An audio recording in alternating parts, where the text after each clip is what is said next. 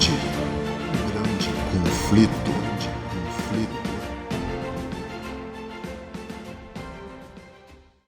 Alô, meu amado, alô, minha amada, seja muito bem-vindo ao canal da Esperança. Manhã com Jesus está no ar e nós vamos dar continuidade. Hoje o quarto capítulo, que tem um tema em defesa da verdade. Quarto capítulo de 13 que nós vamos estudar. São 13 semanas seguidas falando sobre a guerra por trás de todas as guerras, o grande conflito cósmico que envolve, Deus, Satanás e todos nós estamos vivendo nesse mundo. E nós vamos entender, à luz da palavra de Deus, à luz desse estudo dessa semana, os 3 pilares que nós precisamos entender para compreender esse conflito. Primeiro, que Deus está no controle de tudo, é o primeiro pilar, apesar do tempo parecer não mostrar, mas Deus ele controla, o começo, o meio e o fim do período profético. A segunda coisa que nós devemos entender é que não há como a gente escapar, nós temos que decidir para que lado nós vamos estar, ou do Deus ou do diabo. O significado de estar do lado de Deus ou do diabo vai fazer toda a diferença no final. E a terceira coisa que nós vamos prestar atenção é que como vamos decidir corretamente? De que forma nós podemos decidir? Estudando a palavra de Deus, estudando a história da igreja primitiva, as perseguições, tudo aquilo que ela passou. E é o que nós estamos fazendo aqui agora. Então você, ao estudar a palavra de Deus, esse livro, ele tem poder de te dar esperança para você poder fazer uma boa escolha, decidir para o lado que já venceu. Jesus já venceu na cruz, ressuscitou, está à destra de Deus Pai e está lá intercedendo por mim e por você.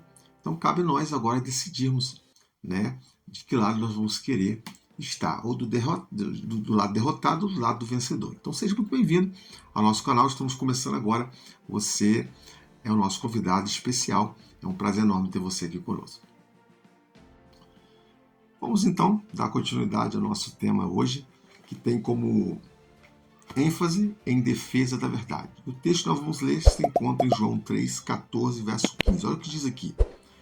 E no modo que Moisés levantou a serpente no deserto, assim importa que o Filho do Homem seja levantado, e para que todo o que nele crê tenha a vida eterna.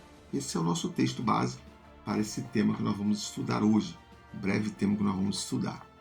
O estudo de hoje, nós vamos abordar sobre os fiéis cristãos primitivos e da Idade Média que se destacaram não somente por sua devoção pessoal a Deus e às Escrituras, mas também pela atitude pública ao proclamarem os fundamentos do reino de Deus e da sua salvação. Dando continuidade aos temas passados, a observar a postura firme da igreja ao lado de Deus no contexto do grande conflito que nós estamos estudando, tanto ao longo dos períodos da Idade Média, quanto durante o movimento da Reforma. Durante esse tempo, os primeiros reformadores e líderes inspiraram-se no exemplo de Cristo e dos apóstolos também, bem como os mártires, a exemplo como Policarpo, um homem conhecido na história. A era da Reforma não abrange um período comum, mas abarca um período profético de 1260 anos, que vai de 538 d.C. a 1798 d.C. Essa época ressalta que o tempo de adversidade é limitado e que Deus detém o controle desse tempo. Nesse tempo se levantam os valdenses, os Wyclifes, os Rus, que não apenas enfrentaram perseguições dos opositores de Deus, mas também assumiram a postura ofensiva contra as influências espirituais das trevas, de Satanás especificamente.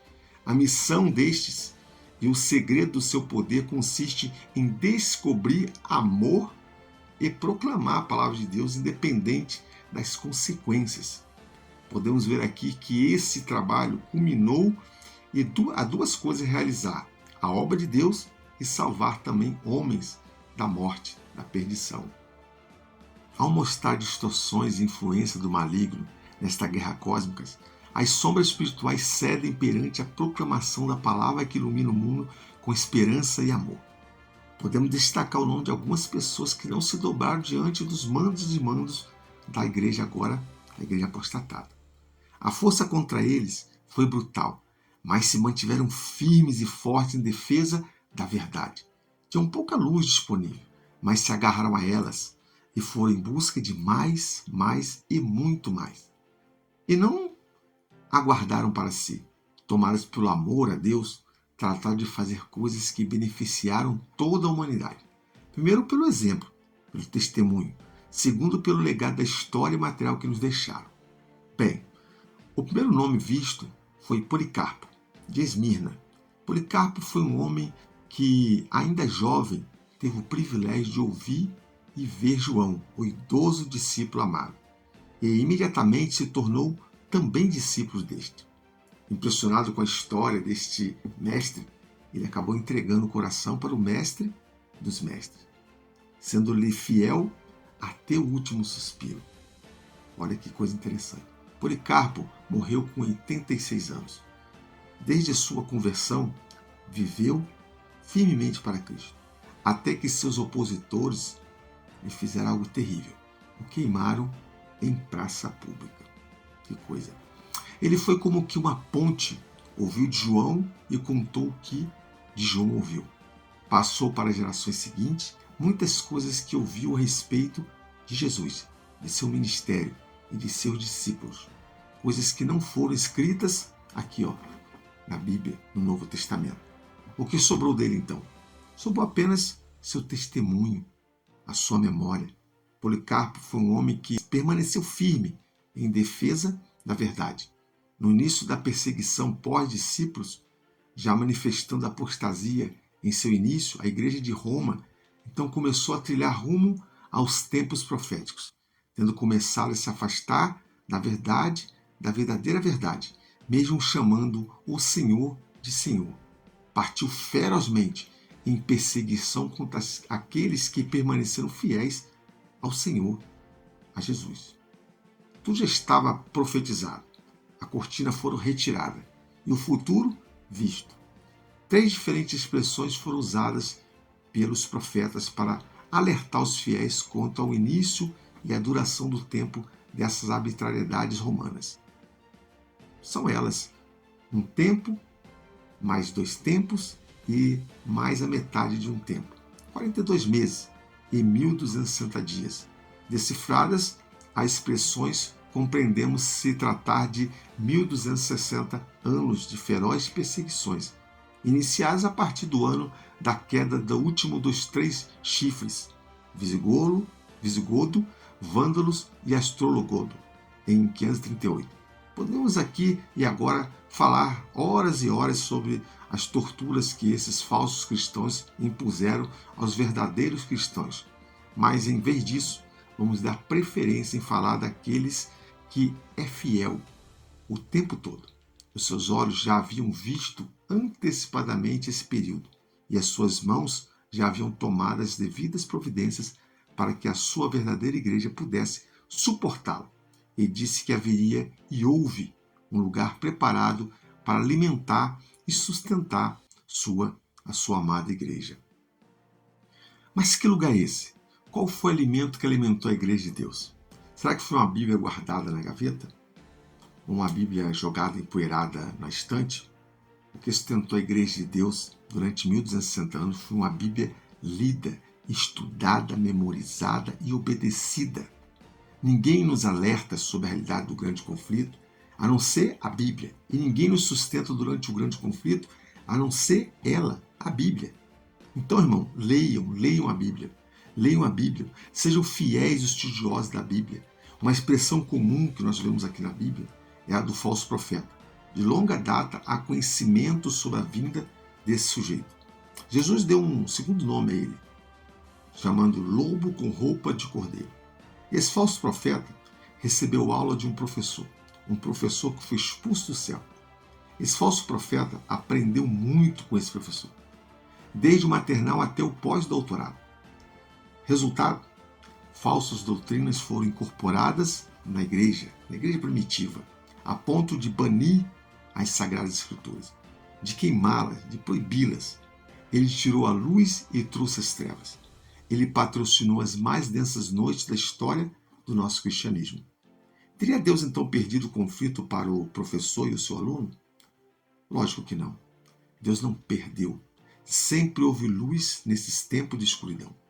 Deus sempre teve os seus iluminados. Ele nunca deixou de ter suas testemunhas da verdade. Deus também, meu irmão, tinha os seus alunos. Os remanescentes fiel sempre se fez presente.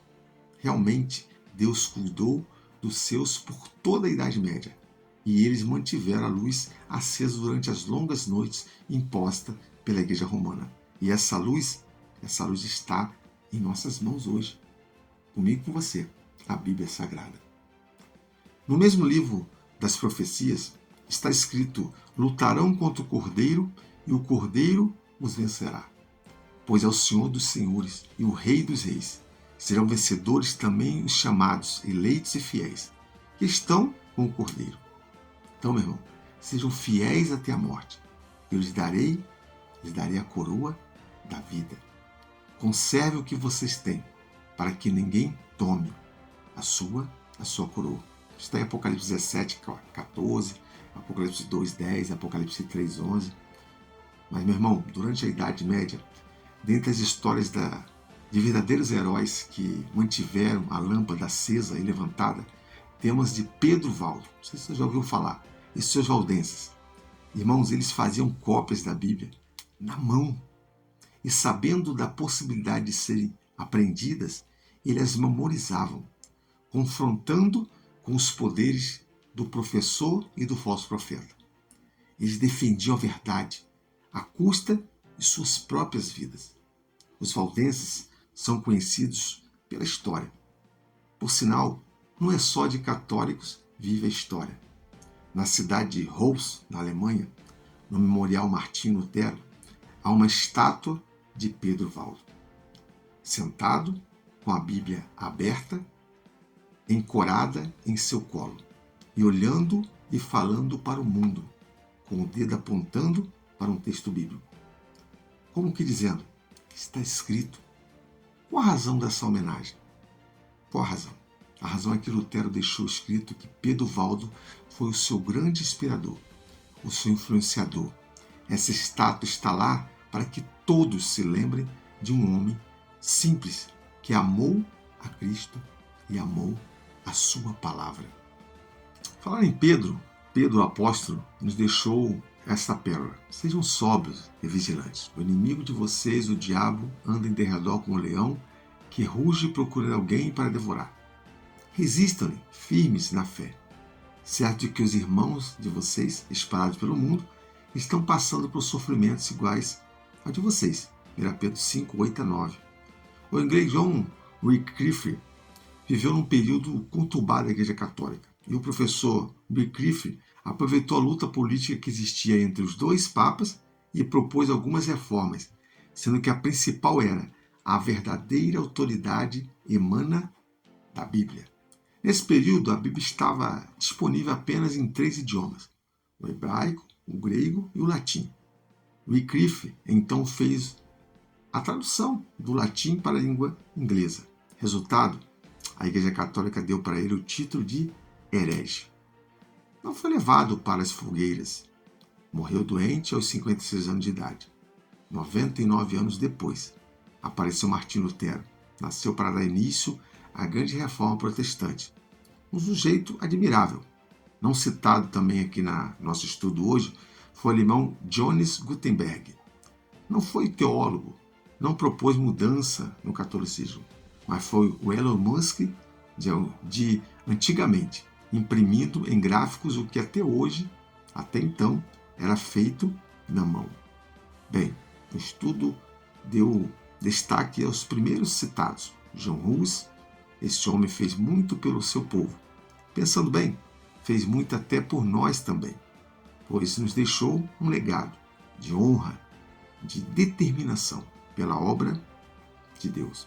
Esse homem morreu nas chamas da Inquisição, com a idade de 42 anos, enquanto a supremacia papal estava com quase 900, morreu cantando um hino que dizia: Jesus, filho de Davi, tem misericórdia de mim. O que será que se passava na cabeça dele? O que será que se passa na cabeça dos demais mártires? Não se importavam com a sentença? Não se importavam durante a execução da sentença? Morriam na fogueira, mas morriam em paz. Que impressionante, irmãos. Em breve, esse tempo de perseguição voltará.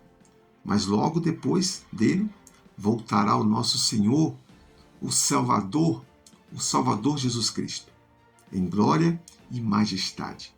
Esta esperança, minha e sua, de todo cristão. Vale a pena olhar para a história. Nada temos a temer quanto ao futuro, a não ser que nos esqueçamos como Deus guiou nosso povo no passado. Guardemos firme a confissão da esperança, sem vacilar, pois quem fez a promessa é fiel. Hebreus 10, versículo 23. Nesse momento eu quero dizer para você que Deus lhe abençoe rica e abundantemente. Eu quero orar por você agora. Maravilhoso Deus e bondoso Pai que está nos céus. Te louvamos e te agradecemos pela sua palavra, pela história que nos está sendo revelada através desse estudo. Que possamos, ó Deus, nos apegar à sua palavra, a Bíblia.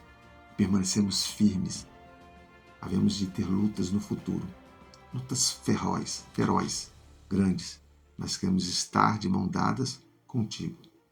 Nos abençoe e nos guarde, nos fortaleça para suportarmos, através da sua palavra, esses momentos difíceis que havemos de enfrentar. Dê a sua paz, te louvamos e agradecemos em nome de Jesus.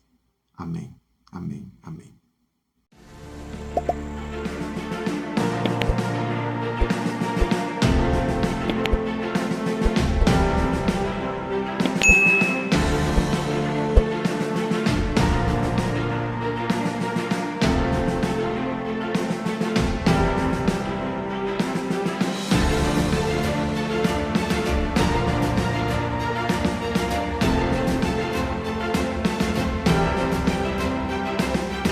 O grande conflito.